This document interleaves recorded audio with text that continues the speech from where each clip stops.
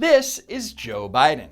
During the 2020 presidential campaign, Biden was easily the biggest critic of the Trump administration's response to the coronavirus outbreak, specifically on testing. The administration's failure on testing is colossal, and it's a failure of planning, leadership, and execution. Now, this is true to a point. First, the CDC worked on creating a test, but in February 2020, when flaws in that test were identified, it took weeks to fix. And according to the New York Times reporting on the matter, regulatory hurdles by the FDA paradoxically made it tougher for hospitals, private clinics, and companies to deploy diagnostic tests in an emergency. Then the CDC also tightly restricted who could get tested and was slow to conduct community-based surveillance. And while other countries that had mobilized businesses were performing tens of thousands of tests daily, the United States was conducting fewer than 100 tests a day on average. So clearly, yes, there were regulatory hurdles. Now, let's watch when CNN's Jake Tapper asked Joe Biden about it during the last Democratic presidential debate. Did bureaucratic red tape hamper this response in any way? No, look, the World Health Organization... Stop. Biden is obviously wrong here. So he's either A, completely ignorant of the CDC and FDA's processes, or B, he's straight up lying to make President Trump look bad. You be the judge. Did bureaucratic red tape hamper this response in any way? No, look, the World Health Organization offered the testing kits that they have available and to give it to us now. We refused them. We did not want to buy them. We did not want to get them from them.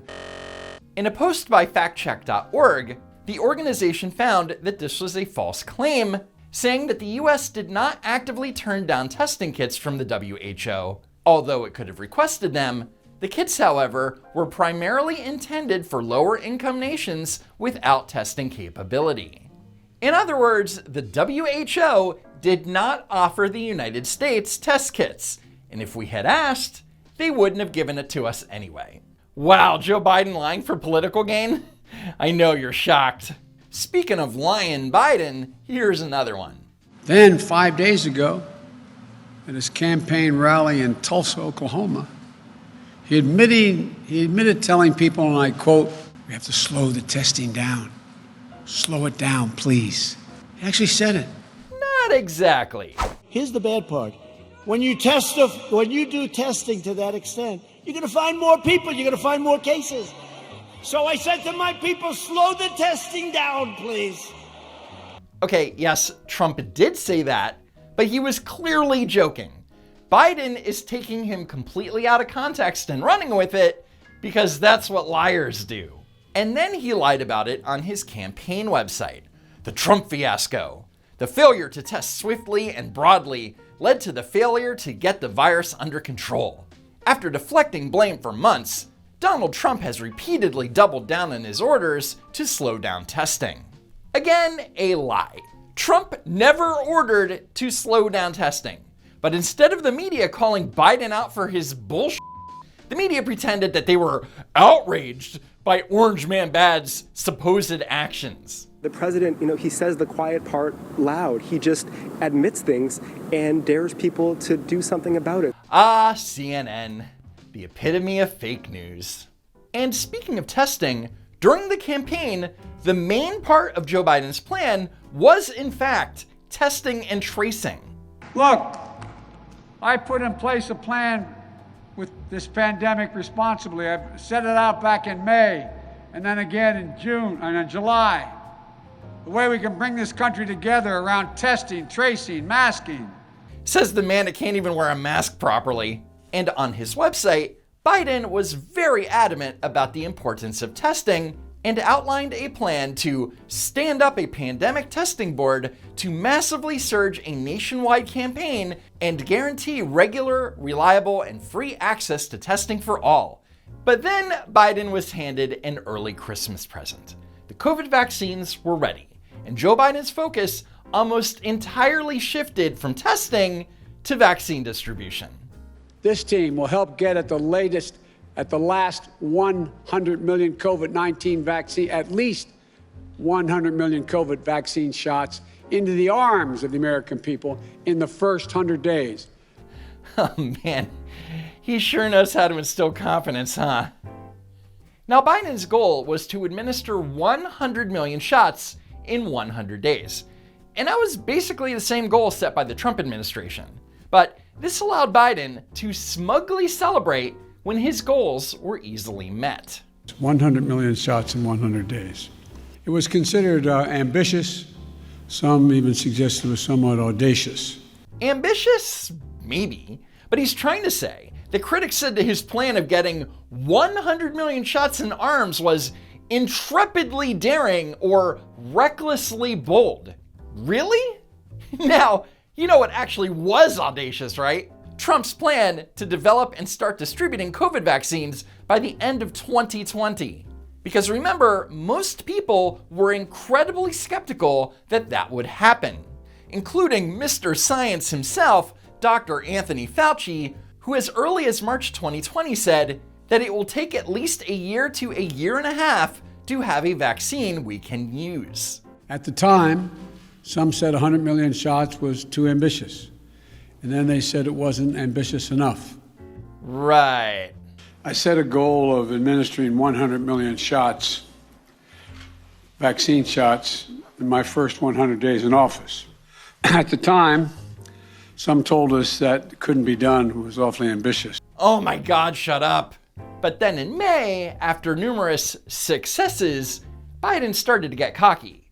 First, he set a new goal. Our goal by July 4th is to have 70% of adult Americans with at least one shot and 160 million Americans fully vaccinated.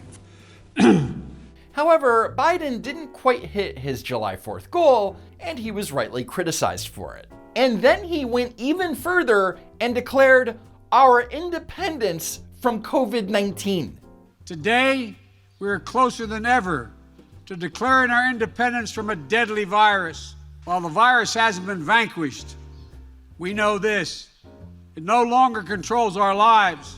Except the coronavirus had different plans. With the Delta variant, the virus became more transmissible, even among vaccinated people. Here's Dr. Rochelle Walensky on the matter. Our vaccines are working exceptionally well. They continue to work well for Delta with regard to severe illness and death. They prevent it. But what they can't do anymore is prevent transmission. In other words, even if you were vaccinated, there was a chance that you could still not only contract the Delta variant, but you could also still transmit it to others. I understand the anxiety about getting a breakthrough case. Recent data indicates there is only one confirmed positive case per 5,000 fully vaccinated Americans per day.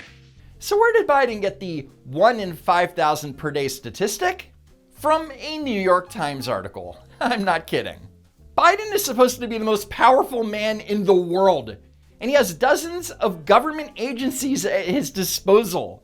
But instead, he uses a newspaper article featuring non-peer-reviewed data for his talking points. And a month before that New York Times article, the CDC had been reporting breakthrough infections associated with large public gatherings. Over a 2-week period in July 2021, in the Provincetown, Massachusetts area, there were 469 identified COVID cases, and 74% of them occurred in fully vaccinated persons. But instead, Biden downplayed it because he didn't want to discourage people from getting vaccinated. Anyway, let's skip to the end of November 2021 and the emergence of the Omicron variant, which is the most transmissible COVID variant to date. And while breakthrough cases were starting to surge, reporters started questioning the White House's strategy on testing. There's still a lot of countries like Germany and the UK and South Korea that basically have massive testing free of charge or for a nominal fee. Why can't that be done in the United States? Well, I would say first, we have 8 tests that have been approved by the FDA here. We see that as the gold standard. Whether or not all of those tests would meet that standard is a question for the scientists and medical experts, but I don't suspect they would. So Jen Psaki's answer to why we don't have massive testing like in other countries is because our tests are FDA approved and tests in other countries aren't. Makes sense to me, what's your problem? But notice that she didn't answer the question. And if our tests are so great, then why don't we, I don't know, massively surge a nationwide test initiative like Biden campaigned on? Why not just make them free and give them out and have them available everywhere? Should we just send one to every American?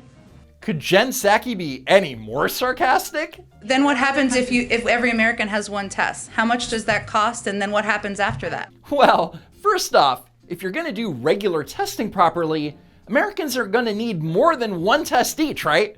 So clearly Jen Psaki has no idea what she's talking about. And in an ironic twist, the White House announced 2 weeks later that they were going to be setting up a website to distribute 500 million rapid test kits to any American who wants them. Womp womp.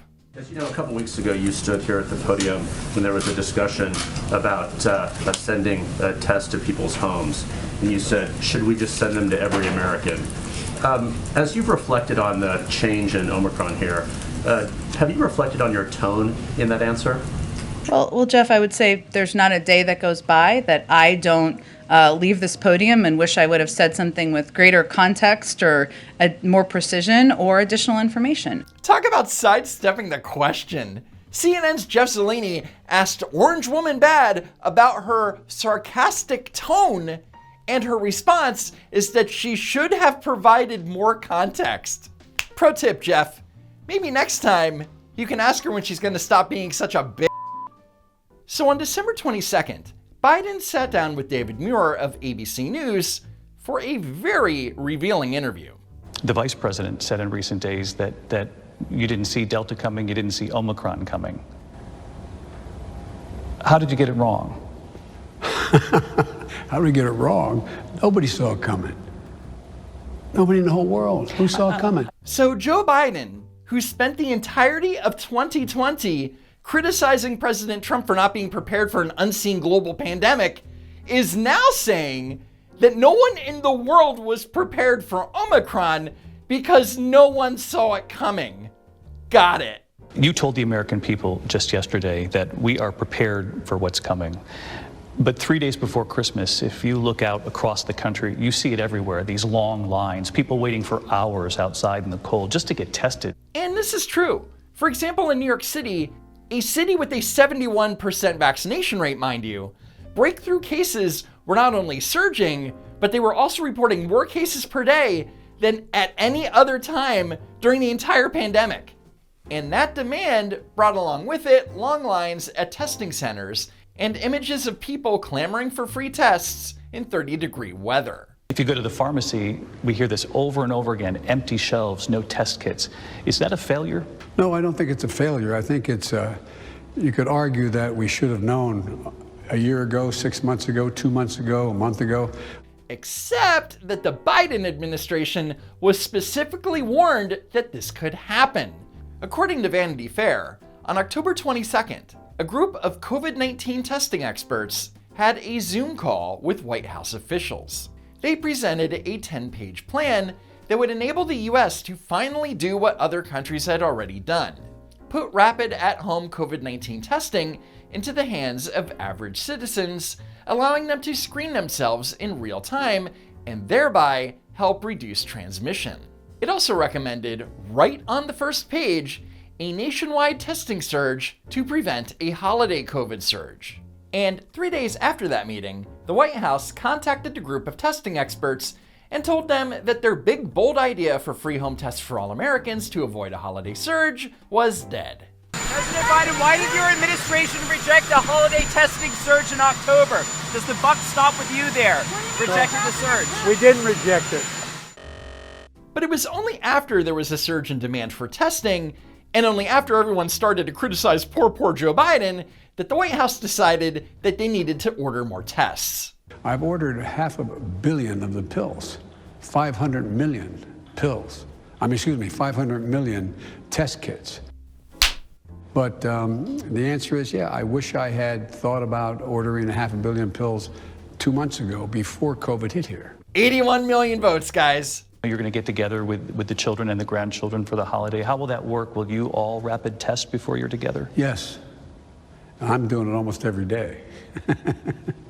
Wow, it must be nice for you and your family to have easy access to testing, huh, Joe Biden? We're nearly 2 years into this pandemic. You're a year into the presidency. Empty shelves and no test kits in some places, 3 days before Christmas when it's so important. Is that good enough? No, nothing's been good enough. You don't say. And is your hope that for the millions of Americans who are trying to get tests Yes. before the holiday that they'll be able to do what? Well, they won't be able to do it. The number of tests available, I've ordered 500 million of them for the United States to be sent to everybody who wants a test can have one sent to home. Translation, it's too little, too late. And that's January. That's right? in January. And so will they have those rapid tests by when? By mid-January, by the end of January? The answer is, the expectation is it'll be by the rapid tests will start going out in the beginning of January. But at the time of this expectation, getting the tests out starting at the beginning of January was suspect, because it was reported that the Biden-Harris administration hadn't even signed a contract to buy those tests. Here's New York Times reporter Michael Shear. So I just want to make sure I have this right. You don't yet have a contract or a contract to announce. You can't say when the website is going to be up, but sometime in a matter of weeks. You can't say how many tests people are going to be able to order at a time or whether there will be a limit on them. You can't say when they're going to receive the tests or how quickly they will be shipped, but that all of that will happen in a matter of weeks. It's so great to see the Biden administration just totally on top of everything.